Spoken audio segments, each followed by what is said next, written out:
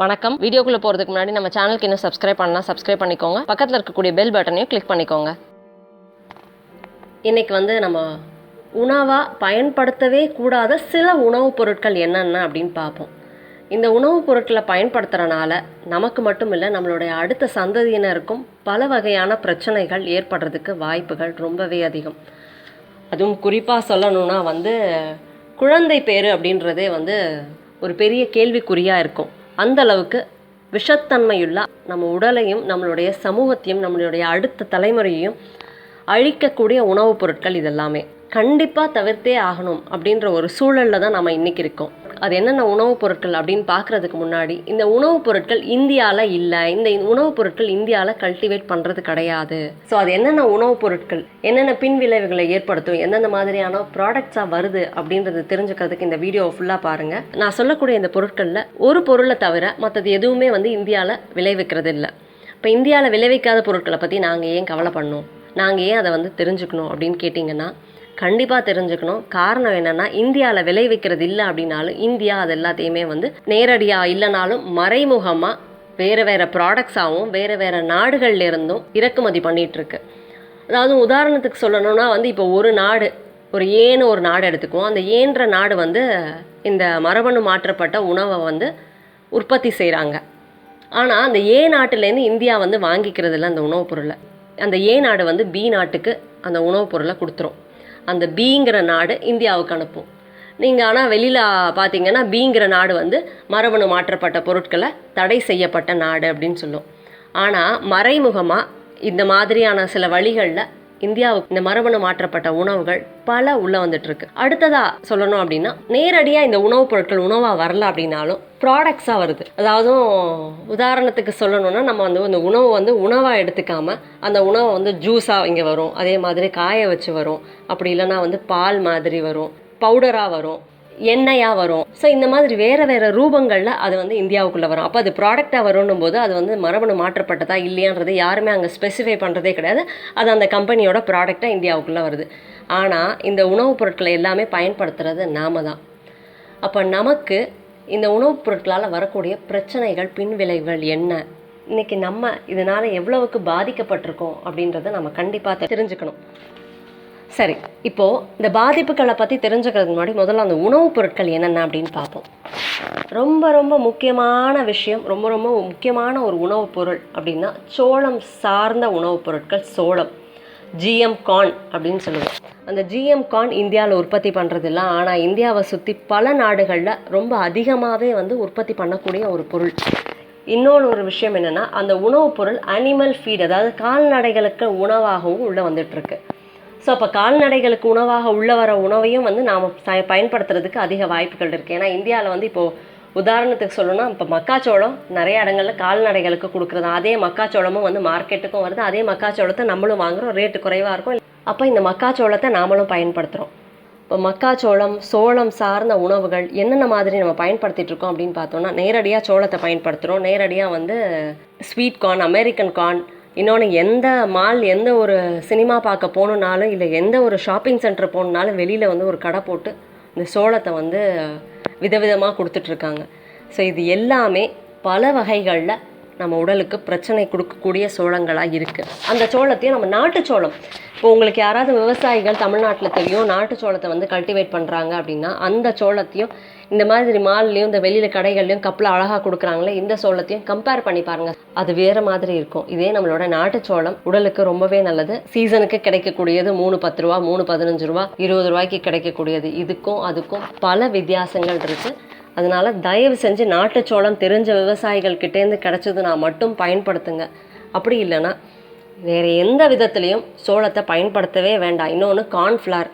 இன்றைக்கி எல்லா உணவுகளையும், அதுவும் பாரம்பரிய உணவுகள்லேயும் இன்றைக்கி நிறையா பேர் ட்ரெண்டி, அதாவது பழமையையும் புதுமையையும் ஒன்றா சேர்க்குறோம் அப்படின்ட்டு இன்றைக்கி பாரம்பரிய அரிசிகள், பாரம்பரிய சிறுதானியங்கள், பாரம்பரிய உணவுகள் எல்லாமே கார்ன்ஃப்ளவர் ஆட் பண்ணுறது, இந்த மாதிரியான விஷயங்கள் எல்லாமே பாரம்பரிய அரிசிகளுடைய மருத்துவ குணத்தையும், பாரம்பரிய உணவுகளுடைய மருத்துவ குணத்தையும், சிறுதானியங்களோட மருத்துவ குணத்தையும் குலைக்கிறது மட்டும் இல்லை, உடலுக்கு விஷமாகவும் போய் சேரும்.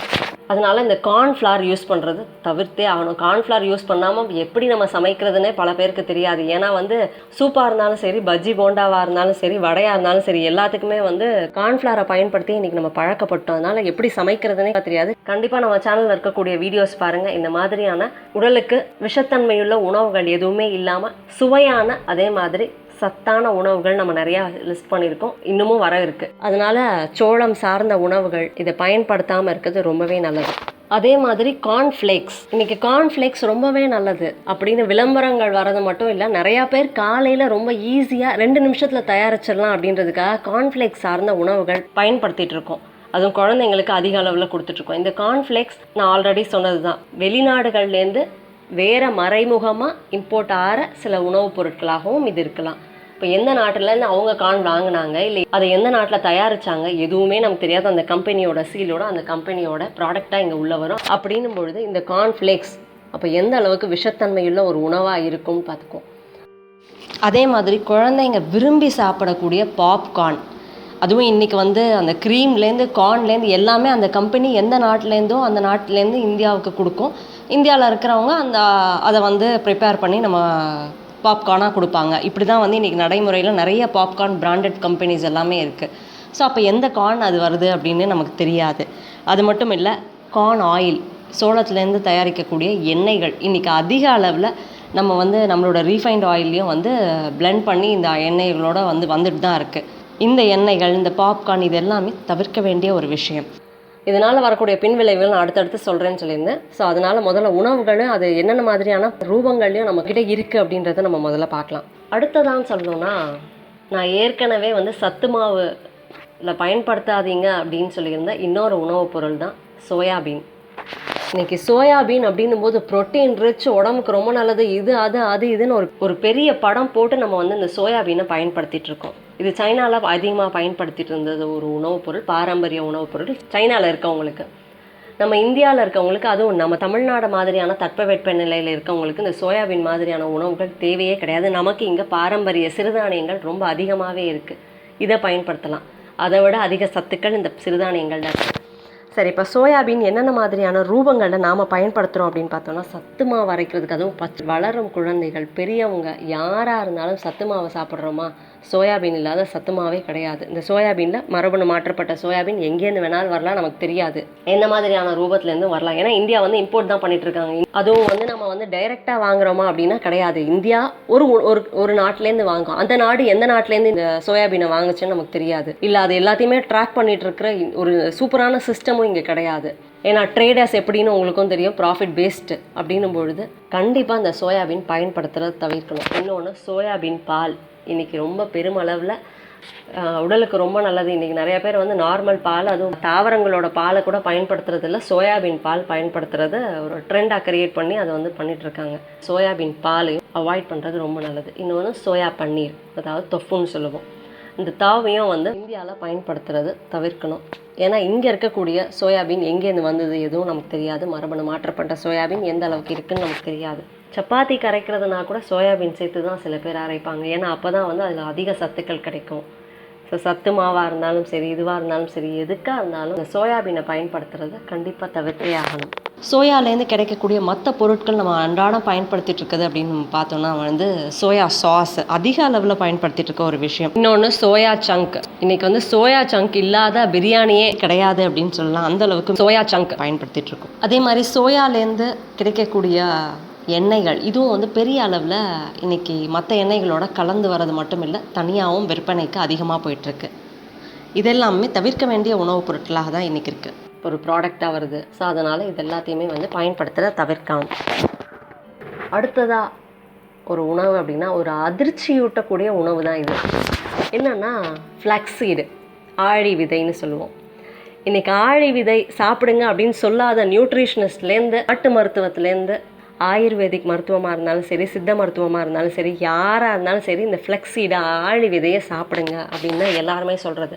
ஆனால் இந்த ஆழி விதையோடைய பின்புலம் என்ன அப்படின்றது நம்ம யாருமே பார்க்குறதில்ல. இது எப்படி கல்டிவேட் பண்ணுறாங்க, எங்கேருந்து வருது அப்படின்றத நம்ம யாருமே பார்க்குறதே கிடையாது. ஆழி விதை நம்மளோட பாரம்பரிய உணவுகள் தான், நான் இல்லைன்னே சொல்லலாம். ஆனால் இன்னைக்கு ஆழி விதை கல்டிவேஷன் எவ்வளவுக்கு இந்தியாவில் இருக்குது? ஏன்னா 20 வருஷங்களுக்கு முன்னாடி இருந்ததை விட இன்னைக்கு 4ல் 1 பங்கு தான் இந்தியாவில் கல்டிவேட் ஆகுது. ஆனால் அதனுடைய தேவை பல மடங்கு இன்னைக்கு அதிகமாயிட்டிருக்கு. இந்த ஆழி விதையை இந்தியா வந்து பல இடங்கள்லேருந்து இம்போர்ட் பண்ணிட்டு இருக்காங்க. ஆளி விதையை நேரடியாக இம்போர்ட் பண்ணுறது மட்டும் இல்லாமல் எண்ணெயாகவும் பவுடராகவும் இதை வந்து நம்ம வந்து இம்போர்ட் பண்ணிகிட்டே இருக்கோம். இந்த ஆளி விதை சேர்ந்த உணவுப் பொருட்கள் பல வந்துட்டுருக்கு, நமக்கும் தெரியும். ஸோ இப்போ இந்த ஆளி விதைனா நிறைய இடங்களில் பார்த்திங்கன்னா அந்த ப்ராடக்டோட இருக்கும், அந்த ப்ராடக்டோட இன்க்ரீடியன்ஸ் லிஸ்ட்டில் ஃப்ளெக்ஸ் சீட்ஸ்னு போட்டிருக்கோம். ஸோ இப்போ எந்த ரூபத்தில் பவுடர்ஸாக வருதுன்னா அது எந்த நாட்டிலேருந்து எந்த மாதிரி கன்வெர்ட் பண்ணி வருது அப்படின்னு நமக்கு தெரியாது. அதனால் ஆளி விதை பயன்படுத்துறதை கண்டிப்பாக தவிர்த்தே ஆகணும். இந்தியாவில் அதிக அளவில் ஆளி விதை எதுக்காக இம்போர்ட் பண்ணுறாங்க அப்படின்னா உணவுக்காகன்றது கிடையாது. இது வந்து டெக்ஸ்டைல் இண்டஸ்ட்ரிக்கு பெரிய அளவில் வந்து பயன்படுத்துகிறாங்க. அதனால டெக்ஸ்டைல் இண்டஸ்ட்ரிக்காக ஆளி விதையை பெரிய அளவில் வந்து இம்போர்ட் பண்ணுறாங்க. அந்த பெரிய அளவில் இம்போர்ட் பண்ணுறதுல சிறிய அளவு உணவுக்காக வருது, உணவு தேவையை பூர்த்தி செய்கிறதுக்காக. அந்த சிறிய அளவு உணவு தேவையை பூர்த்தி செய்கிறதுக்கு வர்றது வந்து மரபணு மாற்றப்பட்ட ஆழி விதையாகவும் இருக்கிறதுக்கு அதிக வாய்ப்புகள் இருக்குது. அதனால் பயன்படுத்துகிறத கண்டிப்பாக தவிர்த்தே ஆகணும். அடுத்ததாக நம்ம இந்தியாவிலேயே கல்டிவேட் ஆகிற ஜிஎம் காட்டன். இந்த காட்டனை நாங்கள் சாப்பிட போகிறது இல்லை அப்படின்னு நீங்கள் சொல்லலாம். கண்டிப்பாக காட்டன் நம்ம சாப்பிட்றது இல்லை. நம்ம இந்த காட்டனை சாப்பிட்றது இல்லை அப்படின்னாலும் இந்த காட்டன் நம்ம இந்தியாவில் விளைவிக்கக்கூடிய இந்த காட்டனால் எவ்வளோ விவசாயிகளுக்கு எவ்வளோ வகையான நோய்கள் வந்திருக்கு, எவ்வளோ கேன்சர் வந்திருக்கு அப்படின்றத நம்ம வந்து அன்றாடம் பேப்பர்கள்லையும் நியூஸ்லேயும் படிச்சுட்டு தான் இருக்கோம். அது மட்டும் இல்லை, இந்த நம்மளுடைய இந்தியாவுடைய காட்டனால் உருவாக்கப்பட்ட ஆடைகளை பல நாடுகள் தடை செஞ்சுருக்காங்க. இந்த காட்டன் இப்போ நமக்கு உணவாக எப்படி பயன்படுத்துகிறாங்க அப்படின்னு பார்த்தோன்னா பருத்தி பால், காட்டன் சீட்ஸ் இருக்குல்ல, அந்த காட்டன் சீட்லேருந்து எண்ணெய் எடுக்கிறாங்க. அதே மாதிரி இந்த காட்டன் சீட்ஸ்லேருந்து பால் எடுக்கிறாங்க. பருத்தி பால் இன்றைக்கும் தமிழகத்தில் பல இடங்களில் ரொம்ப ஃபேமஸாக இருக்கக்கூடிய ஒரு உணவாக தான் இருக்குது. அதுவும் ஆரோக்கியம் சார்ந்த கடைகளில் பார்த்திங்கன்னா பருத்தி பால் இன்றைக்கி கொடுத்துட்டு தான் இருக்காங்க. தயவு செஞ்சு இந்த பருத்தி பாலை சாப்பிட்றாதீங்க. 95% ஜெனட்டிக்கலி மாடிஃபைட் சீட்ஸ் தான், காட்டன் சீட்ஸ் தான் இந்த மாதிரியான இடங்களில் இன்றைக்கி வந்து ரொம்ப சீப்பாக கிடைக்குதுன்னு வாங்கிட்டு இருக்காங்க. ஏன்னா நம்மளோட நாட்டு பருத்தி கிடைக்கிறதே ரொம்ப அபூர்வமாக இருக்குது. அந்த நாட்டு பருத்தியோட விதைகளை யாரும் வந்து பெரிய அளவில் சிரமப்பட்டு வாங்கி இந்த பருத்தி பால் பயன்படுத்துறது இல்லை. அப்படி சில இடங்களில் இல்லை, நாங்கள் நாட்டு ரகங்கள்லேருந்து தான் வந்து பயன்படுத்துகிறாங்க அப்படின்னு சொன்னால் அவங்கக்கிட்ட எந்த விவசாயிகள்கிட்டேருந்து நீங்கள் வாங்குறீங்க, அவங்க வந்து ஜிஎம் இல்லை, அவங்க வந்து நேட்டிவ் சீட்ஸ் தான் பயன்படுத்துகிறாங்களா அப்படின்றத தெரிஞ்சுக்கோங்க. கண்டிப்பாக தெரிஞ்சுட்டு நீங்கள் குடிங்க, இல்லைனா வந்து இந்த பருத்தி பாலை சாப்பிடாதீங்க. இன்னொன்று வந்து காட்டன் சீட் ஆயில். இன்றைக்கி நிறைய இடங்களில் இந்த காட்டன் சீட் ஆயில் தான் வந்து ஒரு ஆயில் சப்ஸ்டியூட், ரீஃபைண்ட் ஆயிலுக்கு ஒரு சப்ஸ்டியூட்டாகவும் பயன்படுத்துறது. அதாவது ரீஃபைண்ட் ஆயிலில் சில பர்சன்டேஜுக்கு இந்த காட்டன் சீட் ஆயிலையும் வந்து பயன்படுத்திகிட்டு இருக்காங்க. ரொம்ப சீப்பாக அவைலபிளாக இருக்குது அப்படின்றதுக்காக. இந்த பருத்தி எண்ணெய் வந்து நம்மளுடைய சாலட் ட்ரெஸ்ஸிங், மயோனைஸ் இதிலெல்லாமும் வந்து அதிக அளவில் பயன்படுத்திகிட்டு இருக்காங்க. இப்போ நீங்கள் வீட்டில் சமையலுக்கு எண்ணெய் வந்து தேவைப்படுது அப்படின்னா நீங்கள் உங்களுக்கு தெரிஞ்ச இடங்களில் போய் எண்ணெய் ஆட்டிட்டு வந்து பயன்படுத்துறது தான் நல்லது. ஏன்னா இந்த காட்டன் சீட் ஆயிலும் நிறைய இடங்களில் பயன்படுத்திகிட்டு இருக்காங்க. ஸோ அதனால் எங்கே என்ன நமக்கும் தெரியாது. அதனால் என்ன உங்களுடைய சமையலுக்கு தேவையா, எள்ளோ இல்லை கடலையோ எது வேணுமோ அதை நீங்கள் இந்த 2 தான் வந்து நம்ம பொதுவாக சமையலுக்கு பயன்படுத்துறது. அதனால் இது 2த்தில் நீங்கள் எது வேணுமோ அதை வந்து வாங்கி நீங்களே ஆட்டிட்டு வர்றது ரொம்ப ஈஸியானது. எங்களுக்கு அவ்வளோ எண்ணெய் தேவையில்லைன்னா உங்கள் ஃப்ரெண்ட்ஸ் ஒரு 4 பேரை சேர்த்துட்டு நீங்கள் போய் வாங்கிட்டு வரலாம். அதனால் இந்த பருத்தி பால், அதே மாதிரி நம்ம கண்ணுக்கு தெரியாத ரீஃபைண்ட் ஆயில் பயன்படுத்துறது கண்டிப்பாக தவிர்த்தே ஆகும். அடுத்ததாக உலக நாடுகளில் பெருமளவு உற்பத்தி ஆகக்கூடிய கெனோலா அப்படின்னு சொல்லக்கூடிய அதாவது ரேப் சீட்னு சொல்லுவாங்க. இது நாம் பயன்படுத்துகிறோமா, இதுக்கும் நமக்கும் நம்ம கேள்விப்பட்டிருக்கோமா அப்படின்னா கண்டிப்பாக எல்லாருக்குமே தெரியும். எல்லாரும் வீட்டில் போய் என்ன டப்பா நிறையா பேர் பார்த்தீங்கன்னா தெரியும், கெனோலா ஆயில்னு போட்டிருக்கோம். ஏன்னா நமக்கு தெரியாமையே வந்து நம்ம சில விஷயங்களை ரீஃபைண்ட் ஆயில் பயன்படுத்திகிட்டு இருப்போம். ரீஃபைண்ட் ஆயில் அந்த கம்பெனியோட பிராண்ட் தெரியும், இந்த பேருன்னு தெரியும், அவ்வளோதான் தெரியாது என்ன ஆயில்னு நிறைய பேர் பார்க்குறது. ஏன்னா இன்றைக்கி ரீஃபைண்ட் ஆயில் வரதெல்லாம் எந்த ஆயில்னு யாருக்கு தெரியும்? எல்லாமே refined vegetable oil, refined cooking oil இப்படி தான் போட்டு வருது. அதனால நமக்கு வந்து என்ன ஆயில் எங்கேருந்து வருதுன்னே தெரியாது. இந்த கெனோலா ஆயில் இந்தியாவில் அதிகமாக இறக்குமதி ஆகக்கூடிய ஒரு ஆயில். இந்த கெனோலான்றது வந்து மரபணு மாற்றப்பட்ட விதை, பல நாடுகளில் விளையக்கூடிய ஒரு விதை. இந்த விதையிலேருந்து கிடைக்கக்கூடிய எண்ணெய் கண்டிப்பாக மரபணு மாற்றப்பட்ட எண்ணெய் தான். அதை தவிர்த்தே ஆகணும். அடுத்ததாக எல்லார் வீட்லேயும் இருக்கக்கூடிய ஒரு பொருள் கோதுமை. இந்தியாவில் அதிக அளவில் கோதுமை கல்டிவேட் பண்ணிட்டு இருக்காங்க. இந்தியா எக்ஸ்போர்ட் பண்ணுறது மட்டும் இல்லை, கோதுமையை இம்போர்ட்டும் பண்ணிட்டு இருக்காங்க. அதுதான் இதில் பெரிய விஷயம்.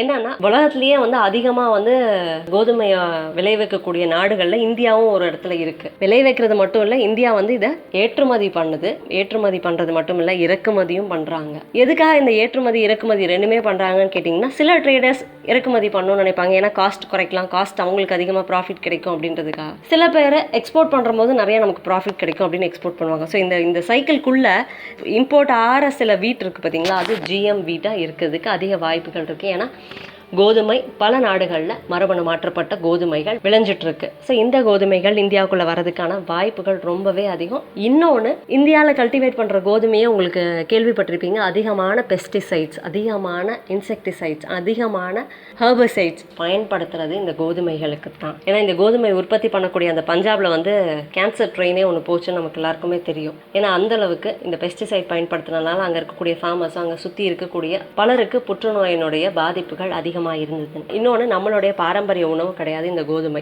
இந்தியாவில் வடநாட்டில் இருக்கவங்களுக்கு, அந்த தட்பவெட்ப சூழ்நிலையில் இருக்கவங்களுக்கு தான் கோதுமை உணவு தேவை. தமிழ்நாட்டில் இருக்கக்கூடிய இந்த தட்பவெட்ப சூழலில் இருக்கவங்களுக்கு கோதுமை அவசியமே இல்லை, கோதுமை தேவையும் இல்லை.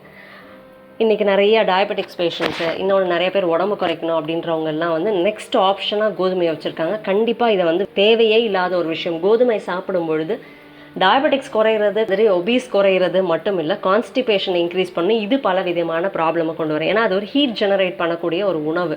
ஸோ நம்ம சூழலுக்கு, நம்ம தமிழ்நாடு மாதிரியான ஒரு தட்பவெட்ப நிலைக்கு அந்த கோதுமை மாதிரியான உணவுகளை அவாய்ட் பண்ணியே ஆகணும். அதில் அதிகமான நார்ச்சத்து இருக்குது அப்படின்னு நீங்கள் சொன்னீங்கன்னா, அதை விட அதிகமாக நம்மளுடைய சிறுதானியங்களில் நார்ச்சத்து இருக்குது. அதை விட அதிகமாக நம்மளுடைய பாரம்பரிய அரிசி, அதுவும் சிகப்பரிசிகளில் நார்ச்சத்து இருக்குது. கோதுமையில் சப்பாத்தி போடுற மாதிரியே நீங்கள் கேழ்வரகுலையும் சப்பாத்தி போடலாம். அதுக்கான நம்மளோட வீடியோ ஒன்று இருக்குது, கண்டிப்பாக அதையும் பாருங்கள். ஈஸியாக நீங்கள் வந்து எப்படி ராகிலேயே வந்து சப்பாத்தி போடலாம்னு தெரிஞ்சுக்கலாம். அதே மாதிரி சோளம், அதாவது சிறு சோளம்னு சொல்லுவோம். நான் சொன்ன மக்காச்சோளம், அந்த எல்லோ கலர் சோளம், கார்ன், மீஸ், அது கிடையாது. சிறு சோளம், முத்துச்சோளம், அதாவது வெள்ளையாக இருக்கும், இல்லைன்னா வந்து சிகப்பாக இருக்கும். இந்த சோளத்தில் சப்பாத்தி போடலாம், ரொட்டி போடலாம், நம்மளுடைய கம்பில் ரொட்டி போடலாம். இந்த மாதிரியான சப்பாத்தியும் ரொட்டியும் நம்ம வந்து சாப்பிட்டுக்கலாமே தவிர நமக்கு கோதுமை அவசியமே இல்லை. ஏன்னா ஒன்று, கோதுமை மரபணு மாற்றப்பட்ட கோதுமையாக இருக்கிறதுக்கான வாய்ப்புகளும் இருக்குது. இன்னொன்று, கோதுமை உணவு நமக்கான உணவில் அதிகமான நச்சுக்களை கொண்ட ஒரு உணவு தான் இந்த கோதுமை உணவு. அதனால் கோதுமையை தவிர்த்தே ஆகணும். டயபெட்டிக்ஸ் பேஷண்ட்ஸு, அதே மாதிரி ஒபீஸு, உடம்பு குறைக்கணும்னு நினைக்கிறவங்க, அதே மாதிரி ஹிருதய நோய் இருக்கவங்க, இவங்க எல்லாருக்குமே ஒரு நல்ல சூப்பரான ஃபுட்டை வந்து நீங்கள் சிறுதானியங்களில் தயாரிச்சுக்க முடியும். சிறுதானியங்களை எப்படி தயாரிக்கணும்னு பார்த்துட்டு நீங்கள் வந்து அந்த உணவுகளை எடுத்துக்கிறது ரொம்பவே நல்லது. இப்போ கோதுமை சார்ந்த உணவுகள் அப்படின்னு பார்க்கும்பொழுது மற்ற உணவுகள் என்னென்ன அப்படின்னா வந்து நூடுல்ஸ். பெரிய அளவில் குக்கீஸ் எவ்வளோ போயிட்டுருக்கோ அதே அளவுக்கு நூடுல்ஸும் போயிட்டுருக்கு. இதில் வந்து கோதுமை மட்டும் இல்லை, சோயாவும் அதிக அளவில் பயன்படுத்திகிட்டு இருக்காங்க. அதே மாதிரி சோளமும் அதிக அளவில் பயன்படுத்திகிட்டு இருக்காங்க இந்த நூடுல்ஸில். அதே மாதிரி மக்ரோனி, குழந்தைங்க விரும்பி சாப்பிடக்கூடிய நூடுல்ஸ், மக்ரோனி, இதில் எல்லாமே அதிக அளவில் இந்த மாதிரியான உணவுகள் மறைமுகமாகவும் நேரடியாகவும் இருக்குது. அப்படின்னும் போது அதனுடைய பின்விளைவுகள், பாதிப்புகள் எந்த அளவுக்கு இருக்கும் அப்படின்றது வந்து இன்னும் ஒரு 10 வருஷம் கழித்து நம்ம பார்க்க வேண்டிய அவசியம் இல்லை. இன்றைக்கி நடைமுறையிலேயே ஒவ்வொரு வீட்லேயும் எவ்வளவு பிரச்சனைகள் இருக்குது அப்படின்னு நம்ம பார்த்தாலே நமக்கு தெரியும். கோதுமையே வேண்டாம் அப்படின்னும் போது மைதா பயன்படுத்தவே கூடாத ஒரு நச்சு பொருள். அதனால் கண்டிப்பாக மைதா சார்ந்த உணவுப் பொருட்களையும் தவிர்க்கிறது ரொம்பவே நல்லது. இன்றைக்கி நம்மளுடைய உணவில் அதுவும் வந்து இன்றைக்கி சிறுதானியங்கள் சார்ந்த குக்கீஸு, சிறுதானியங்கள் சார்ந்த நூடுல்ஸ்லாம் அதிகமாக கோதுமை, மைதா பயன்படுத்திகிட்டு இருக்காங்க. ஸோ இதுவும் வந்து பெரிய அளவில் நம்ம தவிர்த்துட்டு வெறும் சிறுதானியங்களாக பயன்படுத்தினாலே போதும். நம்ம தமிழ்நாட்டை பொறுத்த வரைக்கும், அதாவது உலகத்தில் எங்கேயுமே இந்த அளவுக்கு வகை வகையான உணவுகளை நம்ம செய்யவே முடியாது. அந்த அளவுக்கு வகைகள், பல வகை உணவுகள் வந்து தமிழ்நாட்டில் இருக்குது. ஸோ அதை சிறுதானியங்களில் நம்ம பயன்படுத்தினாலே போதும். நம்ம வந்து குக்கீஸாகவும் நூடுல்ஸாக தான் பயன்படுத்தணுன்ற அவசியமே இல்லை. சாதாரண சிறுதானியங்கள்லேயே வந்து நம்ம இடியாப்பம் பண்ண முடியும். அந்த இடியாப்பத்தை பண்ணி நம்ம சாப்பிடும் பொழுது ஆரோக்கியமாக இருக்கலாம். ஸோ இப்போ தவிர்க்கக்கூடிய உணவுகளில் சில உணவுகளை நாம் இன்றைக்கி பார்த்தோம். இதே மாதிரி இன்னும் சில உணவுகள் இருக்குது. இந்தியா வந்து நேரடியாக அந்த உணவுகளை இம்போர்ட் பண்ணனாலும் மறைமுகமாக சில உணவுகளை இம்போர்ட் பண்ணிகிட்ருக்கு. அதுக்கான வீடியோ நான் அப்புறமா போடுறேன். ஸோ அது என்னென்ன உணவுகள் அப்படின்றத நம்ம அடுத்து தெரிஞ்சுக்கலாம். இப்போ இந்த உணவுகள், இப்போ இன்றைக்கி நம்ம பார்த்த உணவுகள், இதனால் வரக்கூடிய பிரச்சனைகள் என்ன? இன்றைக்கி நம்ம பார்த்த உணவுகள் எல்லாமே பார்த்தோன்னா மரபணு மாற்றப்பட்ட உணவுகள் லிஸ்ட்டில் தான் வரும். ஸோ இந்த மரபணு மாற்றப்பட்ட உணவுகளை நாம் உட்கொள்ளும் போது என்னென்ன மாதிரியான பிரச்சனைகள் வரும்? பிடி பிரிஞ்சால் அதாவது இதுக்கான நிறைய போராட்டங்கள் இந்தியாவில் நடந்ததுன்னா கூட நம்ம பக்கத்தில் இருக்கக்கூடிய நாடு இந்த பங்களாதேஷ்னு சொல்லுவோம், அந்த நாட்டில் பிடி பிரிஞ்சால் வந்து அப்ரூவ் பண்ணி கல்டிவேட் ஆகிட்டு இருக்கு. அது மூலியமாக கூட நமக்குள்ளே வரலாம். ஸோ இந்த மாதிரி நம்மளை சுற்றி எது மூலயமாக கூட நம்ம வந்து மரபணு மாற்றப்பட்ட உணவுகள் உள்ளே வரலாம் அப்படின்றதுக்காக தான் இதெல்லாம் தவிர்க்கக்கூடிய உணவுகள் அப்படின்னு நான் சொன்னேன். ஸோ இதை நம்ம வந்து சாப்பிட்டா என்ன மாதிரியான பிரச்சனைகள் வரும் அப்படின்னா, இந்த மரபணு மாற்றப்பட்ட உணவுகள் நம்ம உடலுக்குள்ளே இருக்கக்கூடிய பாக்டீரியாஸ், ஏன்னா நம்ம உடம்புல பல கோடி பாக்டீரியாஸ் இருக்குது. இந்த பாக்டீரியாஸுடைய டிஎன்ஏவை மாற்றக்கூடிய தன்மை இருக்குது. அந்த டிஎன்ஏவை மாற்றுச்சு அப்படின்னா உணவை செரிக்கக்கூடிய வேலை செய்யக்கூடிய பாக்டீரியாஸ் உணவை செரிக்கிற வேலையை பார்க்கும். அந்த பாக்டீரியாவை நீங்கள் மாற்றினீங்கன்னா அது உணவை செரிக்காது. இப்போ உணவை செரிக்கல அப்படின்னா அந்த உணவு வந்து நம்ம ரத்தத்தோட போய் சேராது, நமக்கு உணவாகவும் வேலை செய்யாது, அதே மாதிரி நம்ம ரத்தமாகவும் வேலை செய்யாது. எல்லாத்தையும் அது மாற்றி விட்டுட்டு போயிடும். எல்லாத்தையும் மாற்றி விட்டுச்சுன்னா நம்மளோட இயல்பு மாறும். இயல்பு மாறுச்சுன்னா உடனடியாக அடுத்து வரக்கூடிய பிரச்சனை அப்படின்னா புற்றுநோயாக தான் இருக்கும். இன்னொன்று ரொம்ப முக்கியமாக வந்து ஜெனட்டிக் டிஸார்டர், அதுக்கான வாய்ப்புகள் ரொம்ப அதிகம். ரீப்ரொடக்டிவ் டிஸார்டர், அதாவது குழந்தை பேரின்மை. இன்றைக்கே நம்ம பார்த்தோன்னா தெரியும் எவ்வளவு பிரச்சனைகள் நம்மளை சுற்றி இருக்குன்னு. அடுத்ததாக பார்த்தோன்னா நம்மளுடைய மெட்டபாலிக் டிஸார்டர், ஆர்கன் டேமேஜ்னு சொல்லுவோம், உடல் உறுப்பு செயலிழந்து போகிறது. இந்த மாதிரி பல வகையான பிரச்சனைகள் இந்த மரபணு மாற்றப்பட்ட உணவுகளை நாம் சாப்பிடும்போது வரதுக்கான வாய்ப்புகள் இருக்குது. நேரடியாக இந்த உணவுகளை நாம் சாப்பிடல அப்படின்னாலும் மறைமுகமாக இந்த உணவுகளுடைய ப்ராடக்டை நம்ம சாப்பிட்டுட்ருக்கோம், சாப்பிட்றதுக்கான வாய்ப்புகள் அதிகமாக இருக்குது அப்படின்றத மறந்துடவே கூடாது. ஏன்னா நான் இப்போ சொன்ன நிறையா உதாரணம், என்னென்ன மாதிரியான ப்ராடக்ட்ஸில் இது வருதுன்னு, எந்தெந்த நாட்டிலேருந்து நமக்கு வருது அப்படின்றது தெரியாது. யாருமே வந்து இது இந்த நாட்டிலேருந்து வரவே இல்லை, இந்தியாவில் இல்லவே இல்லை அப்படின்னு சொல்கிறதுக்கே முடியாது. ஏன்னா அந்தளவுக்கு எங்கே இருக்குது இல்லைன்னே தெரியாது. இந்தியா அந்த மாதிரியான ஒரு பெரிய நாடு. அதனால் முடிஞ்ச வரைக்கும் இந்த உணவுகளை தவிர்க்கிறது நல்லது. அப்படி இல்லைன்னா நமக்கு விவசாயிகள் தெரியுமா, அந்த விவசாயிகள், நமக்கு தெரிஞ்ச ஒரு நண்பர் ஒரு விவசாயியாக இருக்காரா, அவர் இந்த உணவுப் பொருட்களை பயிரிடுறாரா, கண்டிப்பாக சாப்பிடல. கோதுமை சாப்பிட்டே ஆகணும், எனக்கு அட்லீஸ்ட் ஒரு மாதத்துக்கு ஒரு நாள், தமிழ்நாட்டுக்கான தட்பவெட்ப நிலையில் இது சாப்பிடக்கூடாது அப்படின்னாலும் எனக்கு ஒரு வாரத்துக்கு ஒரு நாள், இந்த மாதத்துக்கு ஒரு நாள் சாப்பிடணும், அதோடைய டேஸ்ட் ரொம்ப பிடிச்சிருக்கு அப்படின்னு நினச்சிங்கன்னா உங்களுக்கு தெரிஞ்ச ஒரு விவசாயி அதை வந்து இயற்கையான முறையில் கல்டிவேட் பண்ணுறாரா, கண்டிப்பாக சாப்பிட்டுக்கோங்க. அதே மாதிரி சோளமா, நம்மளுடைய நாட்டுச்சோளம் நிறைய இடங்களில் நம்ம விவசாயிகள் கல்டிவேட் பண்ணுறாங்க, அதை வாங்கி சாப்பிடுங்க. சோளம் நேரடியாக வேக வச்சு ஃப்ரெஷ்ஷாகவும் சாப்பிடலாம், இல்லை நீங்கள் காய வச்சு அதை நீங்கள் வந்து பயன்படுத்திக்கலாம். அதே மாதிரி சோயாபீன் இந்தியாவில் எனக்கு தெரிஞ்சு கல்டிவேட் பண்ணுறது ரொம்பவே குறைவு. அதனால் உங்களுக்கு தெரிஞ்ச விவசாயி கல்டிவேட் பண்ணுறாரா, கண்டிப்பாக பயன்படுத்துங்க.